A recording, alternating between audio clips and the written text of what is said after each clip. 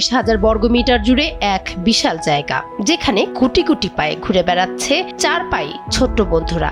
নেই খাবারের চিন্তা, না আছে থাকার চিন্তা। কেননা এই বিশেষ পার্কটি তৈরি করা হয়েছে সুবিধাবঞ্চিত পথবেড়ালদের জন্য।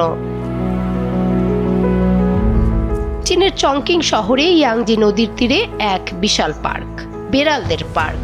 এখানে ভবঘুরে আহত এবং প্রতিবন্ধী বেড়ালদের রাখা হয়েছে।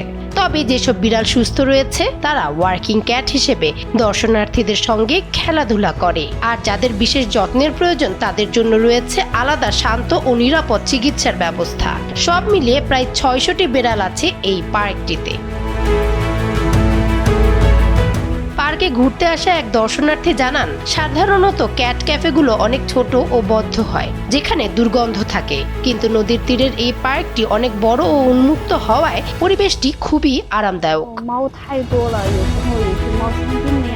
ফায়ারফ্লাই বে ক্যাট থিম পার্ক নামক এই পার্কে প্রবেশের ফি $2.85। এর সঙ্গে বেড়ালের জন্য একটি ফ্রি ট্রিট বা খাবার দেওয়া হয়।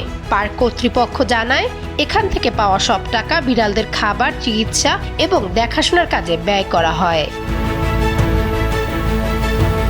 পার্কে অবস্থিত প্রতিটি বেড়ালের একটি ডিজিটাল প্রোফাইল রয়েছে, যা থেকে দর্শনার্থীরা তাদের পেছনের গল্প ও স্বভাব সম্পর্কে জানতে পারেন। এখন পর্যন্ত এখান থেকে 50টিরও বেশি বেড়াল নতুন স্থায়ী পরিবার খুঁজে পেয়েছে। ফানিহা সুরোয়ার্দী, সময়ের আলো।